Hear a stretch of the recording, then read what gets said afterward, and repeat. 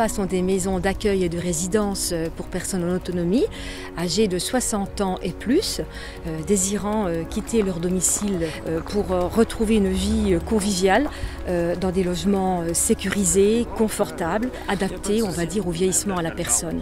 Ce sont des constructions qui accueillent une vingtaine de logements et qui sont situés à proximité des services, des commerces, afin que le résident puisse conserver sa vie sociale antérieure et puis ses habitudes. Ces logements sont de plein pied généralement et sont donc adaptés à une vie de confort. Ce sont des logements qui sont loués vides, donc qu'on peut meubler avec ses meubles dans l'esprit de retrouver un chez-soi et de ne pas perdre ses habitudes.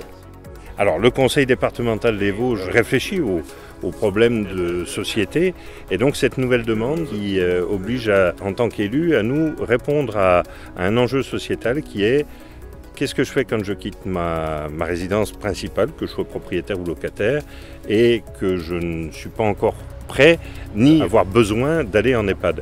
Et donc cette nouvelle interrogation de la population française et vosgienne, eh bien, il faut qu'on y réponde. Le rôle du conseil départemental dans ce projet qui est expérimental ici à Rue-sur-Moselle, il est à la fois réglementaire, de donner des autorisations, de pouvoir permettre que le projet puisse naître avec différents partenaires.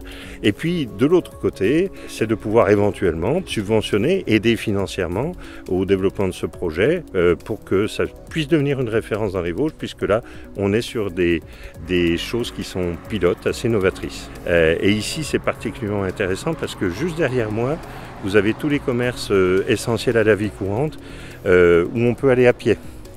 Et les MARPA, c'est aussi de l'intergénérationnel.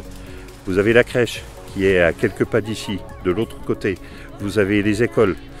Vous avez la commune qui a une vraie volonté, avec les associations, avec les services communaux, de faire que ce soit un lieu de vie, un lieu ouvert, un lieu d'échange.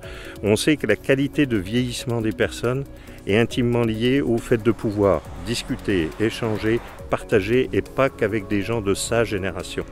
C'est le rôle du département et on est là au rendez-vous.